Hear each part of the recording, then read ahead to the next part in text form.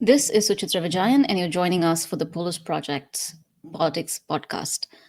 The Polis Project hosts scholars, activists, organizers, writers, reporters, and progressive voices as a part of our politics podcast. They don't just tell you what happened, they inform you of issues, policies, and legislations that matter to their communities beyond the headlines. In 1964, Malcolm X wrote, "There is no system more corrupt than a system that represents itself as an example of freedom, the example of democracy, and can go all over this earth telling people how to straighten out their houses. When you have citizens of this country who have to use bullets if they want to cast ballots." 57 years later, these words remain true. Guantanamo is still open, the American drone program continues to flourish, anti Black and anti Muslim bigotry and violence remain endemic. Today, we talk about the foundations of American empire, imperialism, and its relationship to American violence.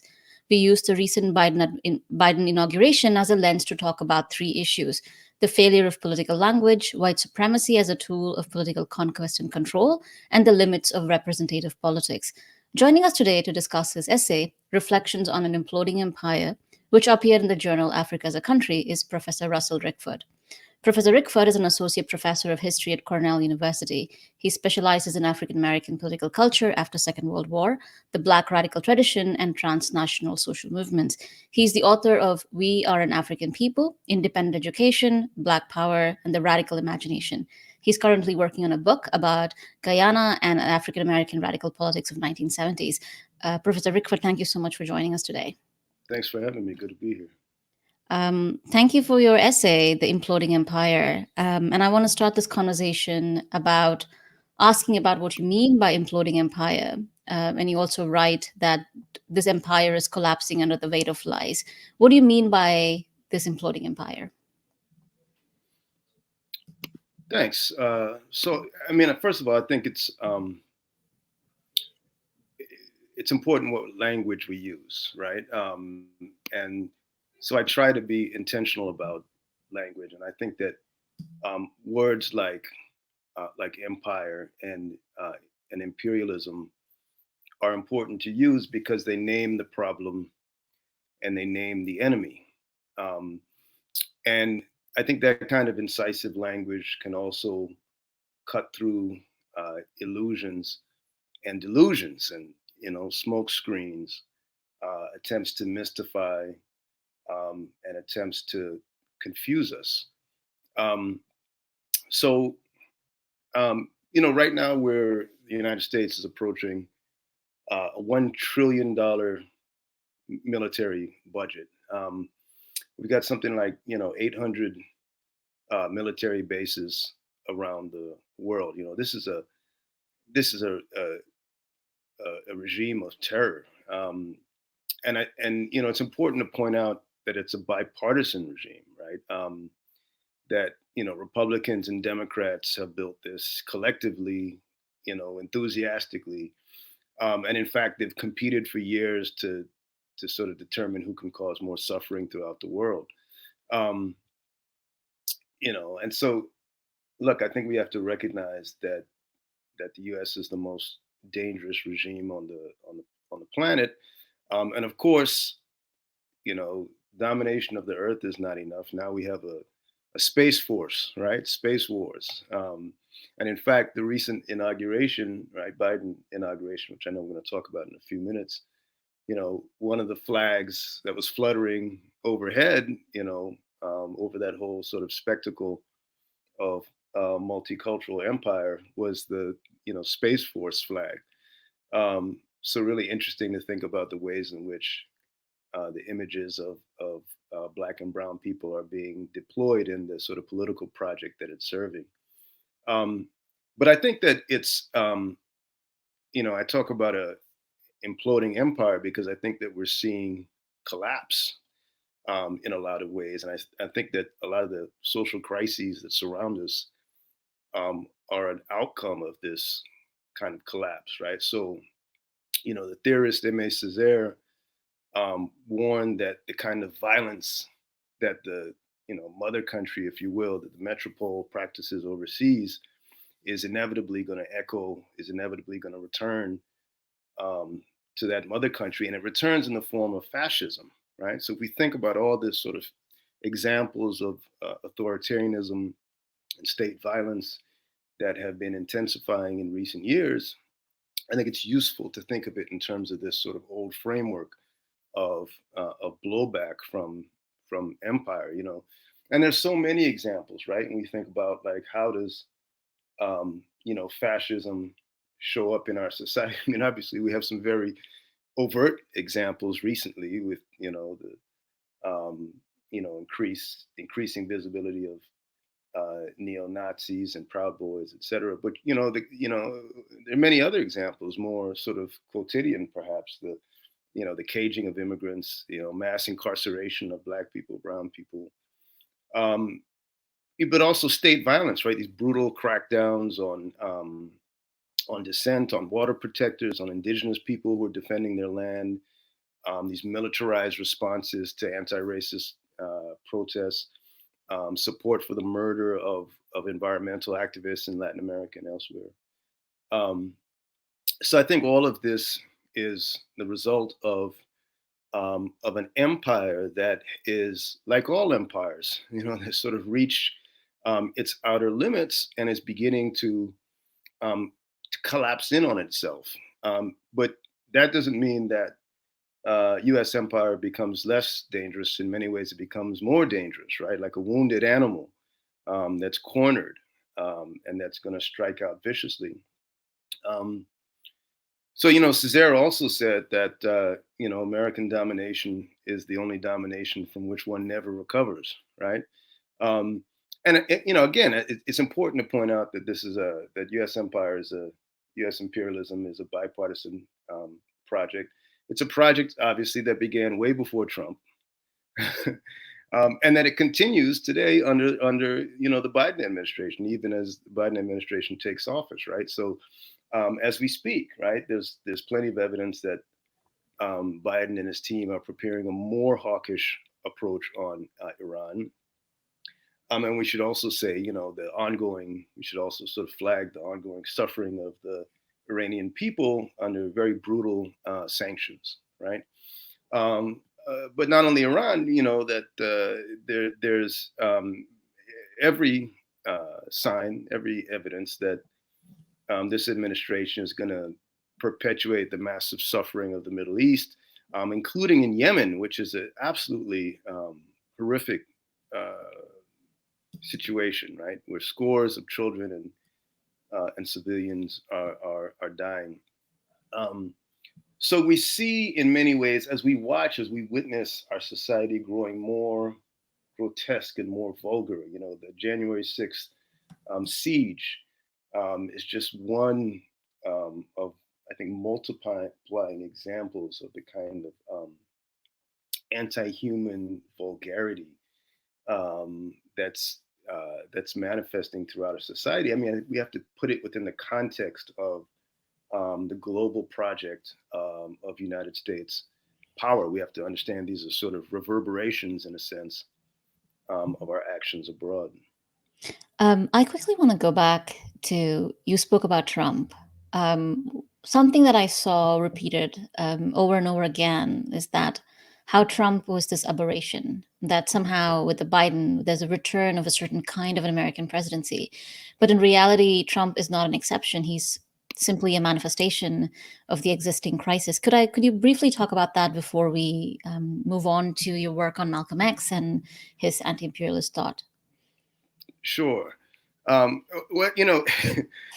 Trump is in some ways he poses a problem for leftists, for folks like me who spend so much of our time trying to get people to stop um, focusing on political personalities and to think about sort of political agendas more broadly. And the reason why Trump is an obstacle to that is that he's such a reprehensible personality. As a human being, he's actually so awful that it really can obscure the larger political questions. I think that we have to hold both things in our head at once. I mean, I think Trump is an extraordinary figure in terms of just how vile he is. but by the same token, his basic agenda is not vastly dissimilar from other leaders of U.S. empire, other sort of, as we say, CEOs of American capitalism. There are some departures. I mean, he did, I think, sort of challenge some of the basic configurations of neoliberalism in terms of sort of protectionist policies, and to some extent in terms of some elements of foreign policy. But ultimately, his administration was a massive giveaway to the most dangerous and powerful corporations on the planet. And I think that Trump's um, you know own deeply offensive brand of identity politics, his racism, his sort of crudeness, his misogyny, his xenophobia, etc. All of that was part of a larger project of massive redistribution of wealth and power. Again, to the most some of the most powerful and dangerous, corporate interests on the planet. Um, so we need to, I think, reject this idea of Trump as an aberration. Part of the reason why it's important um, to reject that is because now that he's gone, or at least now that he's left the building, as I say, right? Because I think that Trump and Trumpism is going to be with us for a very long time. As a matter of fact, I think in many ways he shifted the political landscape. So I'm not sure that there is a going back. But in any case, now that we have a sort of cosmetic changing of the guard in terms of a new administration, Biden administration, the temptation is um, to equate this with a kind of restoration of democracy, with a restoration of legitimacy. Um, and that's very, very dangerous. Not only because of the profound shortcomings of Biden himself and the Biden administration, but because the basic power structure that enabled and fueled the rise of a Trump not only is still in place, but is much stronger than it was, 4 years ago. In fact, it's stronger today in early 2021 than it was in early 2020 at the start of the pandemic. Right? There's been, almost I guess $1 trillion redistributed upwards to the billionaire class since this pandemic began. So I think we have to maintain a structural critique even as we sort of acknowledge what a truly vile personality Trump is. Coming back to the questions of structural critique, in another essay on Malcolm X and anti imperialist thought, you write about Malcolm's lessons as being relevant as ever.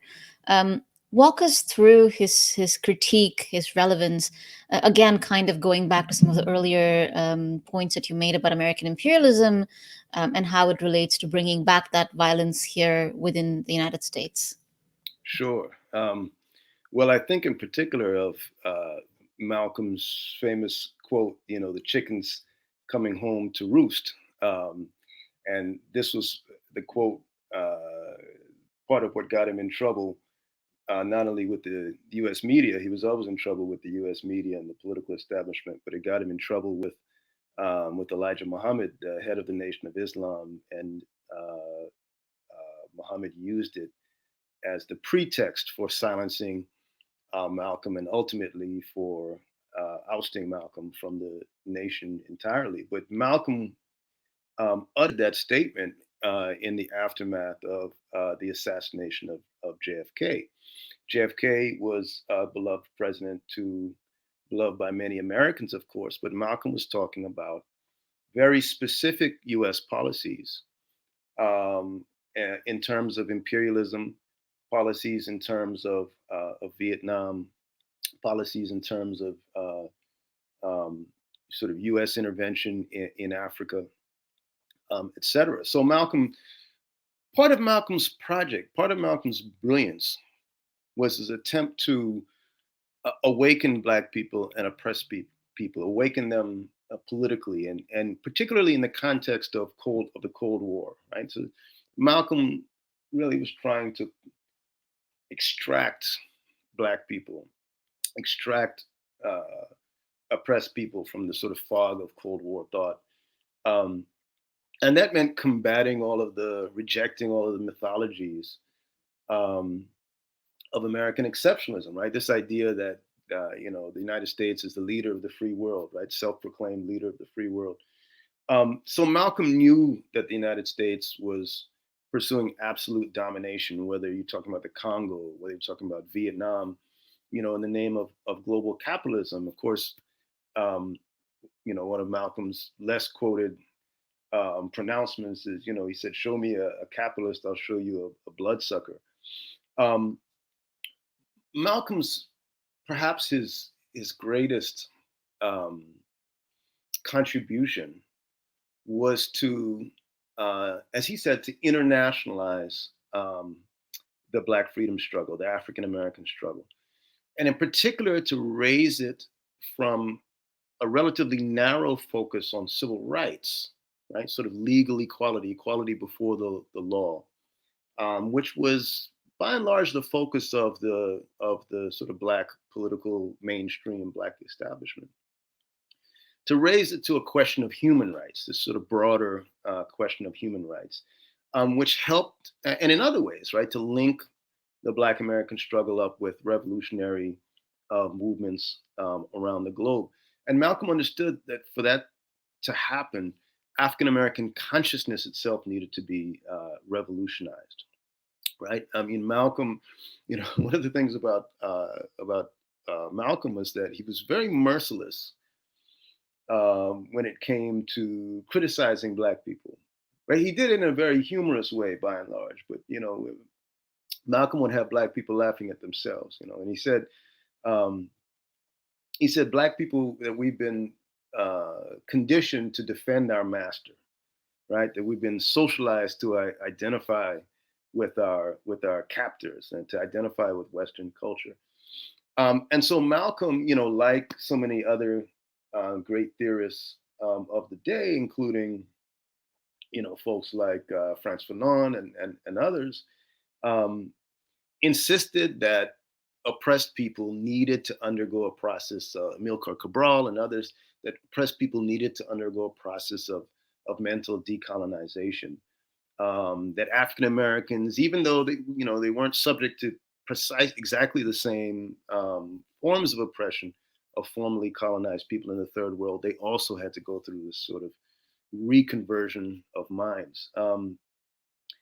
So in this way, by sort of embodying this transformation, this resurrection, Malcolm helped to reawaken this internationalist consciousness. Now there'd been other figures, of course, you know, uh, earlier, prior to the '60s, in particular, folks like Paul Robeson, African American activist and artist, people like Claudia Jones, who were sort of very intrepid radical internationalist thinkers and activists, but many of them, again, in the context of the Cold War, had been silenced, had been marginalized. So Malcolm, by expressly, explicitly um, identifying with Palestinians, with Cubans, with the Chinese, with Algerians, Ghanaians, etc., with all of these third world movements, helps to sort of reanimate that internationalist critique, that anti-imperialist critique. And in doing so, he helps to sort of reveal the political and economic connections between U.S. and Western imperialism abroad and oppression at home. And again, I think that's another reason why Malcolm remains, relevant. Like we still need that. We still need to transform ourselves. We still need to decolonize our minds. We still need to sort of draw these connections between oppression abroad and oppression at home. For me, as an outsider who came to the United States and went to graduate school here, I found that there was hardly any anti-imperialist critique, especially in Ivy Leagues. I'll do a quick follow-up, and then we can go to the question, and then go to the question of political languages. But even within academia, do you see anti-imperialist critique as something that still survives, or do you think the neoliberal sensibility of the academia has now completely cannibalized any kind of anti-imperialist critique? Well, it's funny. I guess when I started teaching, I was surprised to find that many scholars, many intellectuals who work on social movements, who work on progressive topics, I was surprised by the sort of disjuncture between what they write about and even how they write about it. Right, with strong sympathy towards grassroots movements, towards even anti-imperialist, anti-capitalist movements. Um, but in reality, right, when it came to their sort of political lives, were very much accepted neoliberalism, and in many ways worked to legitimate the system. So, I think the short answer is um, that explicit anti-imperialist thought remains marginal. I mean, despite this within the academy, and I think in many ways beyond the academy, in American society more broadly, despite the sort of image that the right wants us to believe of this sort of wild-eyed, radical, professoriate. That is not at all the case, right? And look, I mean, I think every generation has to rediscover these critiques, and I mean, we can obviously learn from Malcolm X, and we can learn from Robeson, and we can learn from Claudia Jones and Ella Baker and so many others. But we also have to find ways to apply this analysis, apply this critique in our own time, in our own context, and to draw our own sort of political conclusions and to map our own political path, right? Um, so there's nothing, magical, for example, about, and I've been thinking about this a lot in the context of the inauguration. There's nothing magical about Black folk, that just because we remain one of the most, as a group, sort of progressive constituencies in American life and politics, doesn't mean that most or many Black folks are going to naturally develop a anti-imperialist sensibility or anti-capitalist sensibility, or going to have any sort of real grasp of foreign policy. Right? Those things happen through study, and they happen through struggle. Right? So when there is, I think, um, in the broader society, a um, robust anti-racist movements, robust anti-capitalist movements, robust grassroots labor organizing, etc., you're going to see more and more people of all colors and all backgrounds hungry for this, knowledge of struggles in the past, and looking for ways to apply those lessons to the present. Um, you know, if we continue to look simply within the academy, I know that's not at all where you were going, but if we look within the academy, quite often we're disappointed. On the other hand, I think that we have to understand the connections between the so-called ivory tower and the street. I think that we're seeing more and more dissent in all corners of our society, and I think there's a dialectic, right, between those of us who are privileged to occupy positions of sort of formal intellectual work, and then masses of workers and thinkers who are leading struggles at the grassroots. And I think that we see growing dissent, growing even, one might say insurgencies or elements of insurgency in all of these realms. So I think that there's I think that there's cause for optimism. I want to kind of come back to the Biden inauguration and also the question of political language. In your essay, you write that Americans have a knack for demonstrating in spectacular fashion that they possess neither the political language nor the maturity to address the crisis of our time. Talk to us about this failure of political language and this crisis. What brought this crisis, but also this incapacity to develop that language to address the present. Right. So again, I think language again is very important. Language shapes consciousness, right? And if you think about recent movements, you think even about the Occupy movement from a few years ago. Um, One of the most brilliant sort of products of that struggle was this language of the 1% and the 99%. Right? It's very simple rhetoric, but in some ways it sort of perfectly captures the sort of realities of stratification in our neoliberal moment. I guess the point is that without an effective political grammar, we can't grasp the contradictions in our lives, much less begin to sort of confront them, to grapple with them. And so as a result, you get the kind of widespread social disorientation and political confusion um, that I think we're seeing. I think really what we're seeing in American society, it's manifesting in a lot of disparate ways, is a crisis of critical thought. I think few Americans, and it's not, it's not, I don't want to take an elitist position where I'm blaming people for their ignorance when in fact, um, so many of the institutions that could nurture, the capacity for critical thought have been decimated, right? But the upshot is that, very few Americans can understand these sort of intensifying crises that are shaping their lives, right? So whether we're talking about climate disaster, whether we're talking about this sort of incredible levels of inequality. So what do? We turn to superstition, right? Or we turn to conspiracy theories,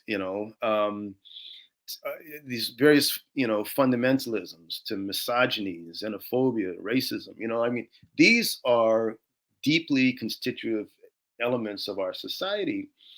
And when everything else is stripped away, so many of us fall back on these dogmas, or and ultimately, I mean, one of the sort of core forms of fundamentalism is this kind of aggressive nationalism, this sort of um, hyper nationalism, sort of jingoism, which kind of combines all of these sicknesses. Um, so I think in the absence of a strong trade union movement, that can cultivate a kind of class consciousness that can enable people to think scientifically about the nature of power, to understand their own position with respect to the manager, with respect to the boss, right, with respect to the ownership class. Um, you know, when none of that is there, people are far more vulnerable to these theories about lizard men, right, or about these vast child trafficking rings, or even less exotic mythology. Like there's the mythology, for example, of Blue Lives Matter, right, and the idea that this is some sort of noble expression of support for the cops, rather than this sort of really cynical attempt to undermine Black Lives Matter. But the point that I was trying to make in the essay about the implosion of empire is that on one, so these are the set of sort of mythologies that you have on the right and on the far right, but you also have all of these mythologies in terms of the liberal center, right, and in terms of the democratic establishment.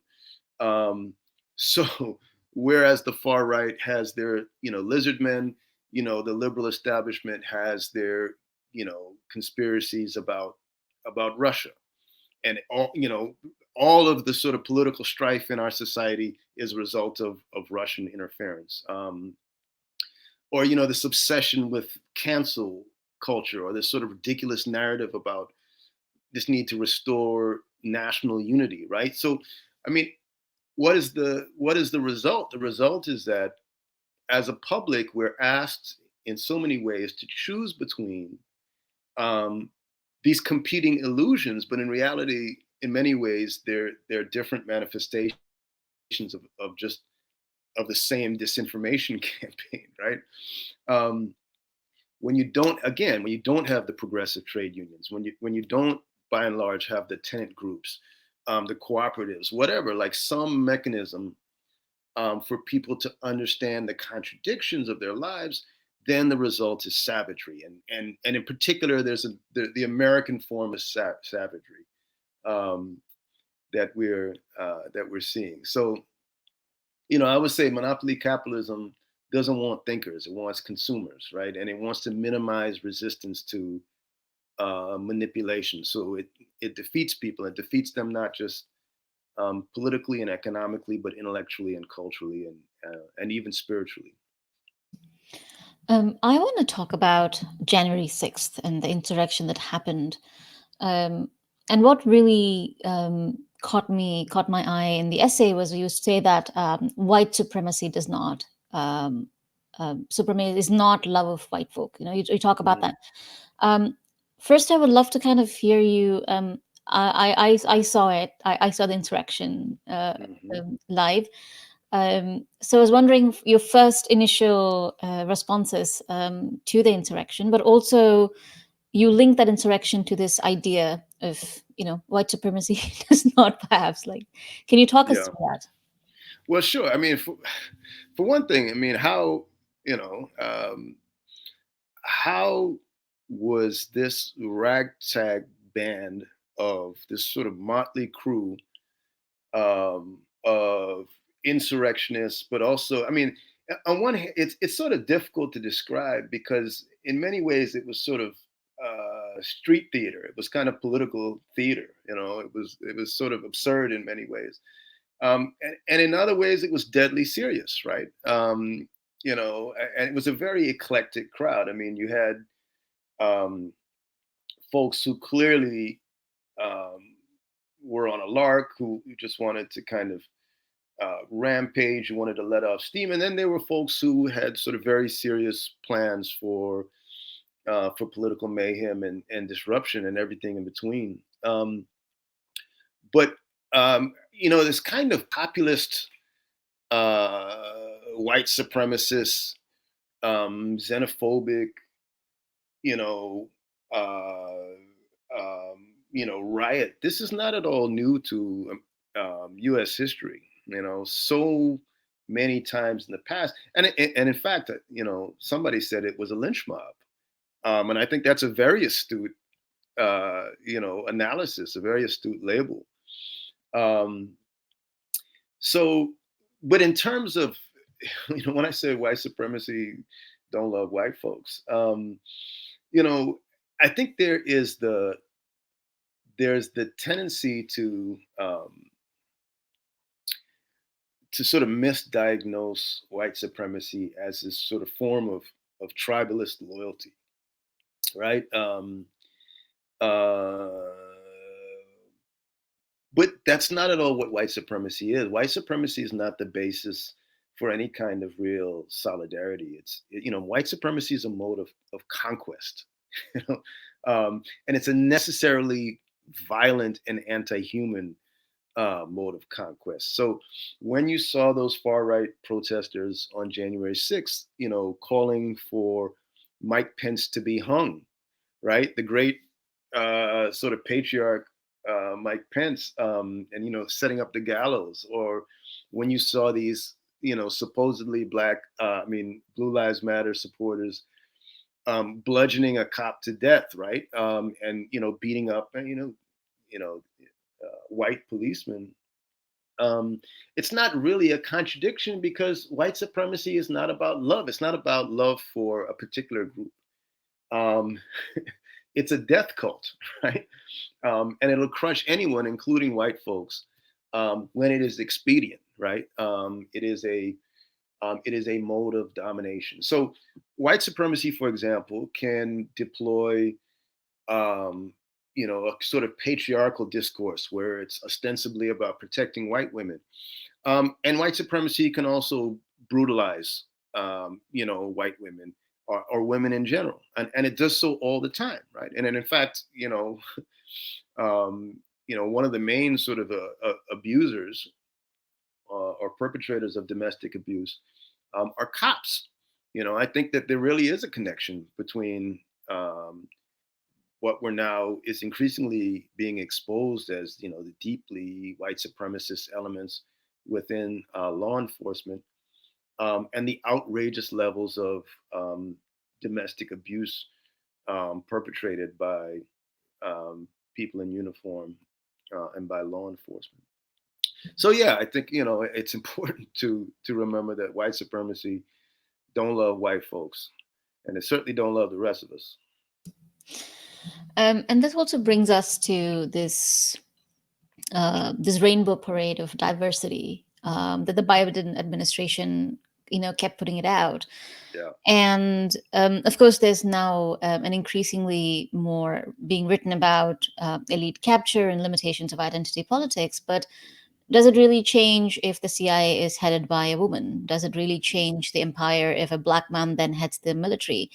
I really wanted to hear you. And again, a lot of Twitter was full of black and brown girls watching Kamala Harris take the Hmm. oath.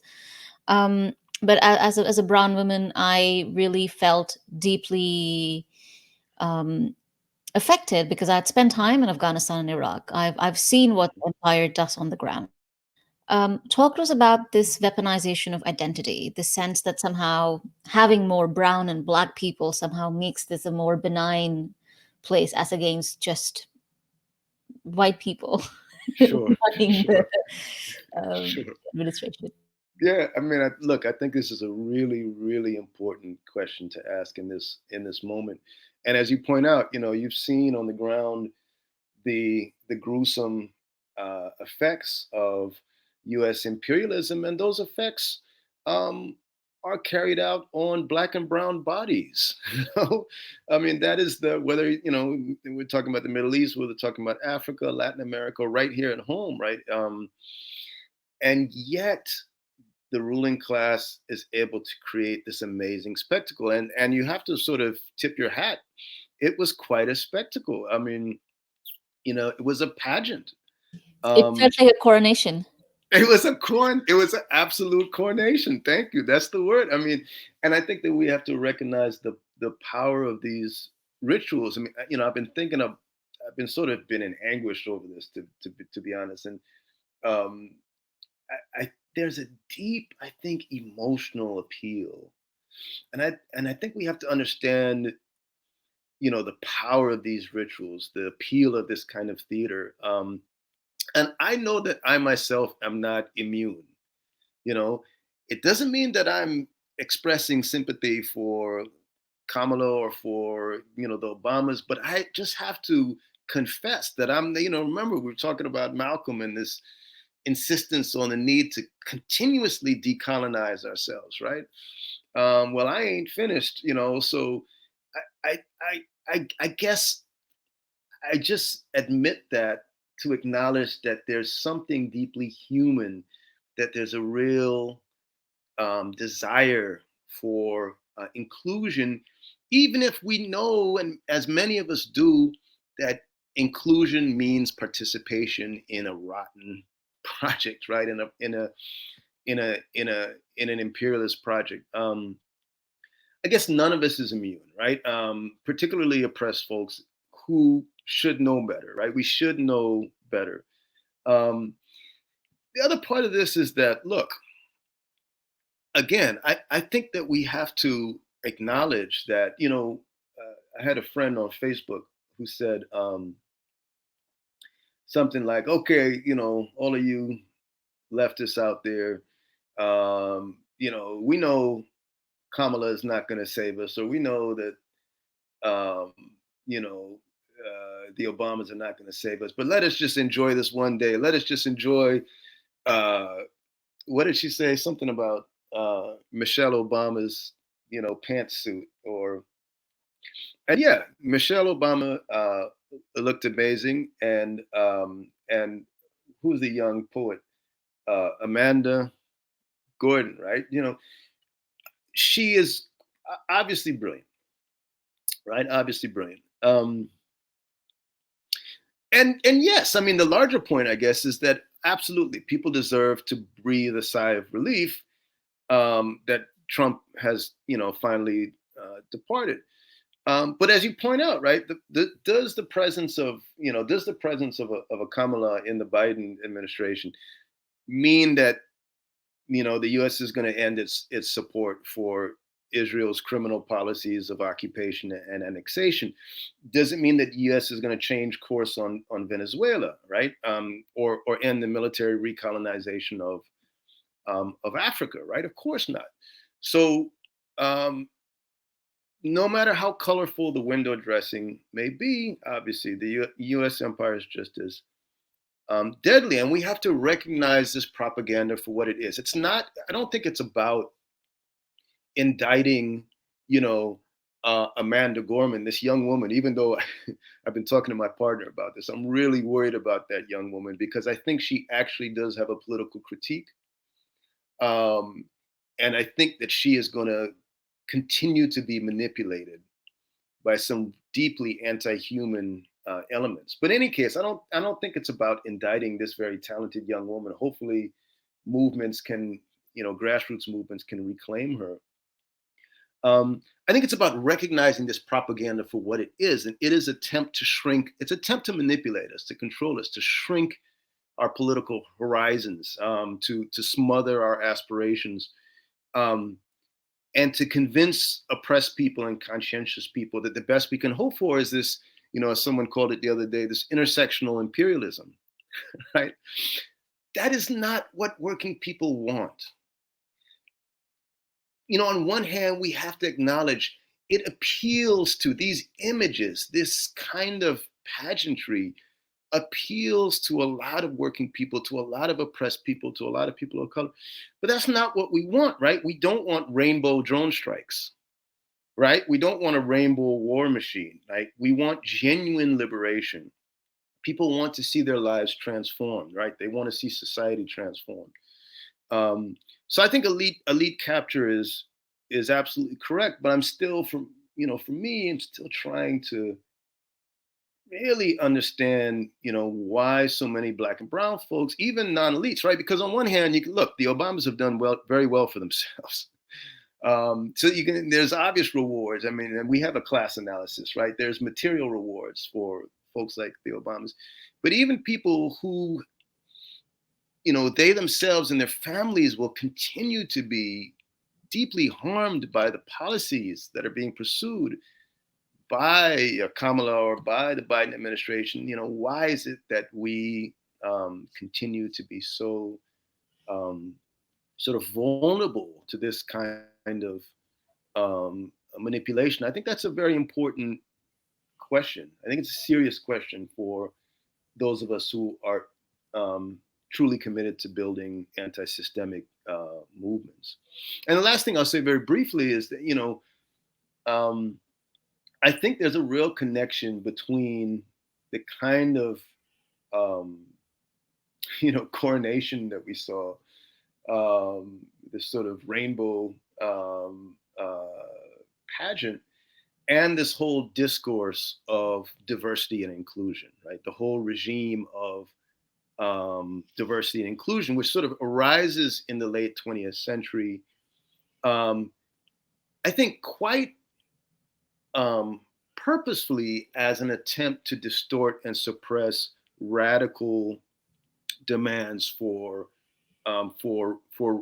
Black liberation, for the redistribution of power and resources, for the dismantling of white supremacy and capitalism and imperialism. So diversity and inclusion becomes a management regime, right? It becomes a way of managing these radical demands for reconstruction and converting them, translating them into um, the idea that what we really need is more heterogeneity, Mm-hmm. right? And this is what the Biden administration is giving us. I mean, everybody looks great up there in their Prada, right? And in their pantsuits. And look, nobody can wear a pantsuit like we can. We need a structural critique. We need Right. a structural analysis of racial capitalism.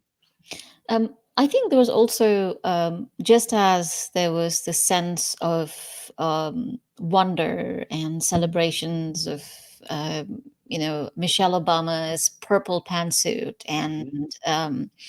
all these stunning looking women.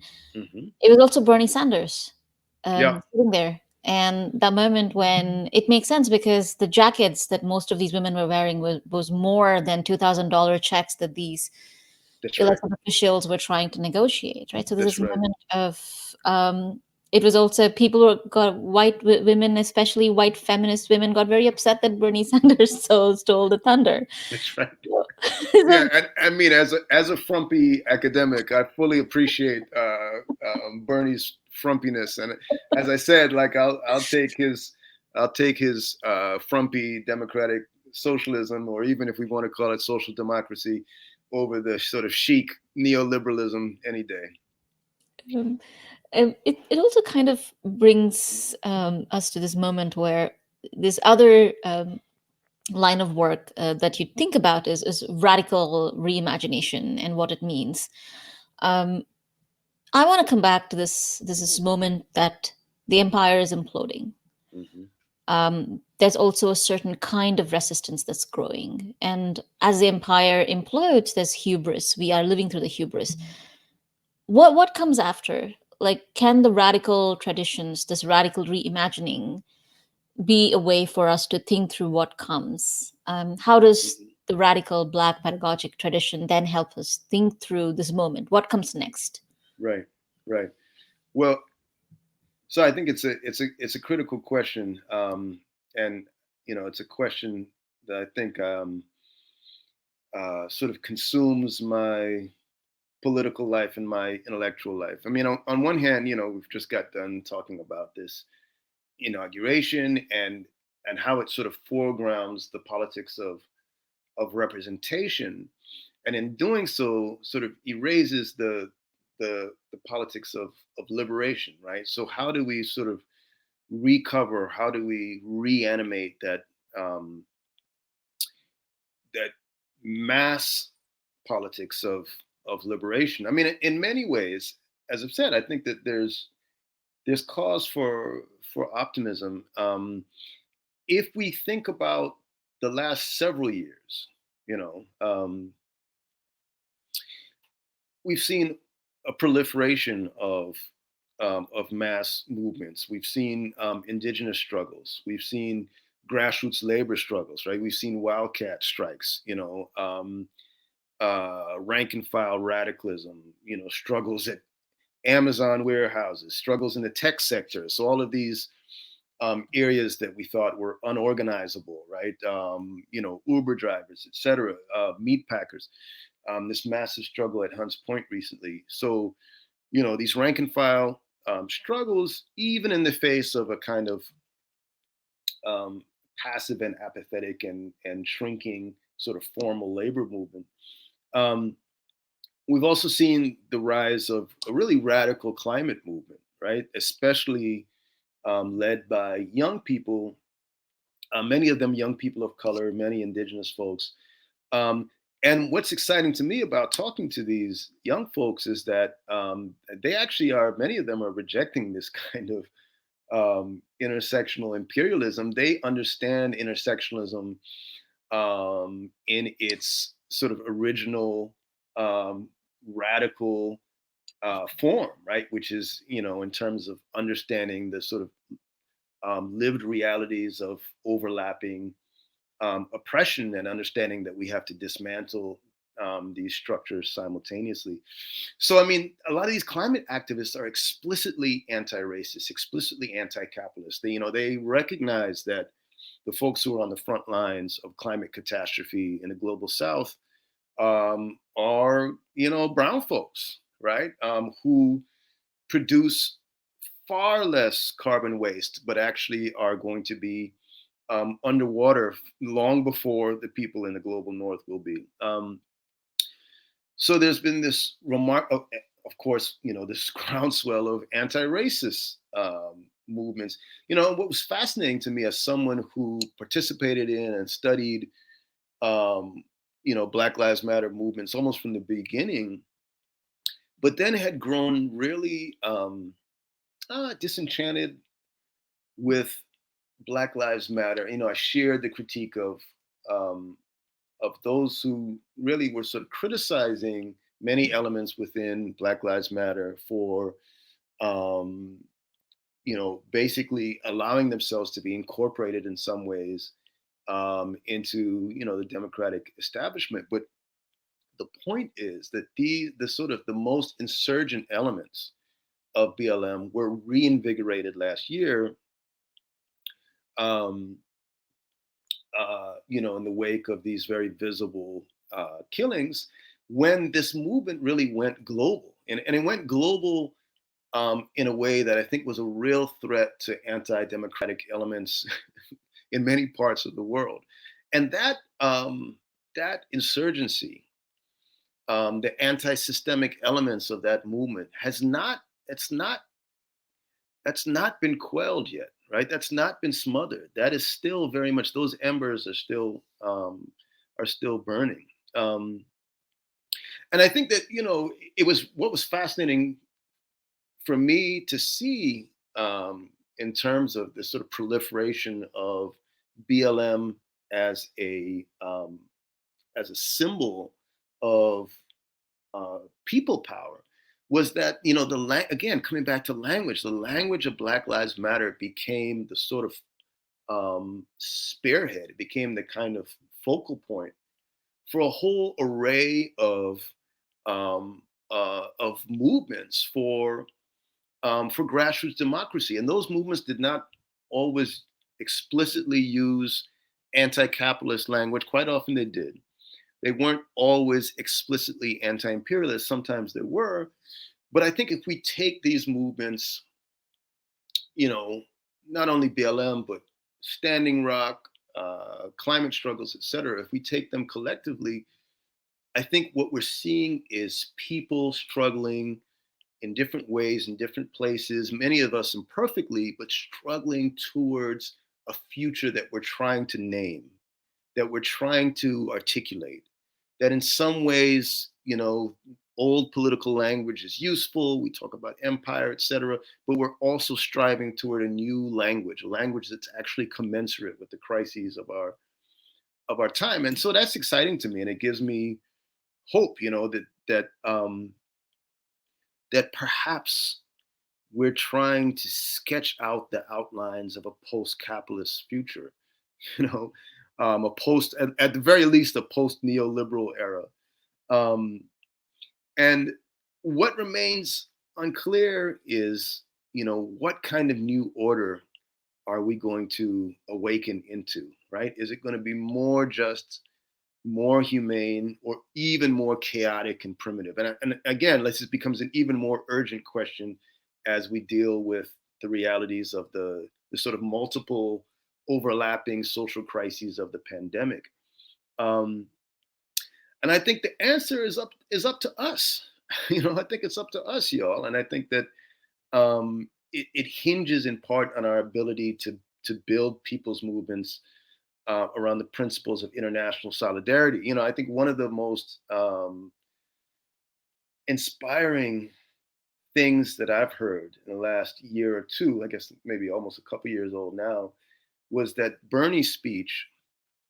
And I don't at all see Bernie as a sort of perfect figure, but I do think he was able to capture in many ways the political aspirations of the moment. And in that speech where he says, something like, "Are you willing to fight for someone you don't know?" Right? After all of these years of neoliberalism, all of these years where we're told that society doesn't exist, that all we are is individuals, that all we are is our consumer choices and whether we buy this color cell phone or that color cell phone, and all of these years of trying to and mostly successfully, to undermine any sense of cooperation, any sense of community or collectivity, or of the commons itself. And it was such a touching response. It was such a groundswell. I mean, it was a roar of yes, right? Yes, we still believe in this principle of solidarity. Um, and even on not only on a national level, but an international level. And I think that if we can recover, if we can expand that basic human premise of solidarity, that's how we reinvigorate. That's how we expand the political imagination, right? That's the kind of pedagogy we need. We need the pedagogy of struggle. All of these um, grassroots movements in the last year to tear down racist statues and to tear down racist flags, right? Shout out to Bree. And, like this is the kind of pedagogy that we need. Not necessarily, I mean, I'm an academic, so I want people to read and I'm trying to read myself. But the struggle is in the streets, and that's the kind of pedagogy we need. That's the sort of transformation. That's how I think we're going to decolonize our minds and hopefully our societies as well. I was in Brooklyn when Bernie gave that speech. Oh, wow. I remember there was a moment, it was electric. It was electric because I think Yeah. that also fooled a lot of us to believe that he was going to win, simply because there was this moment of hope because nobody Right. had taught you that, because the neoliberal logic is that you look out for yourself. And when someone says, will you fight for the person next to you as much as you'll fight for yourself? It was this moment Right. that, yes. Yes. Um, and Right. hope is radical. I know we are well past the usual time, but I'm going to ask one last question before you end. You spoke about learning and education and constantly educating ourselves. What would someone again? We do our these reading sessions. We did one with James Baldwin. We did with Audre Lorde, where we just open it up to the community, and every week people just come and read. Um, who would you suggest that a young person, it doesn't matter if it's a young person, someone old, someone from working communities, books that you would suggest that just as a way for us to, educate, agitate, organize? So before we Sure. organize, what would you suggest people read? Well, I think um, uh, one of the well, I believe that I mean I'm an old school Marxist, so I think we should always read Marx, the young Marx and the old Marx. But in terms of contemporary figures, some of the people who have been deeply inspiring to me include folks like Robin D.G. Kelly. Um, so reading anything by Robin, reading Robin's essays in the Boston Review and other places, but also some of his books. So Freedom Dreams continues to be, it's a relatively slim book, such a powerful and eloquent book. Talking about the radical imagination um, and how we can reinvigorate the radical imagination. And then, even younger folks, people like Kianga Yamada Taylor. Um, what is her book on the Combahee River Collective? Um, as soon as we hang up, I'm just going to come to me. But um, certainly, reading Kianga's books and essays. Um, Ruthie Gilmore. I mean, there's so many. I think Black feminists in particular working, um, especially on the question of decarceration, decolonization, abolition, right? Which again is not simply about dismantling mass incarceration or depolicing. It's really about reimagining our society and thinking about how we can reconstruct social relations and how that sort of outpouring of decency that you described from the crowd watching that Bernie speech. How can we codify that, right? How can we make that the basis for exchange rather than a society in which private profit is the sort of overriding logic of everything, and it sort of insinuates our lives, we really can create a society that reflects the best of us. you know um, that moment of recognition, that deeply human moment, I think, which is a profound moment because of its humanness, when we recognize, in our neighbor, in a stranger, the best elements of ourselves. um, I'm starting to sound too mystical, but but we can create that kind of community. We can create that kind of beloved community if we're willing to struggle.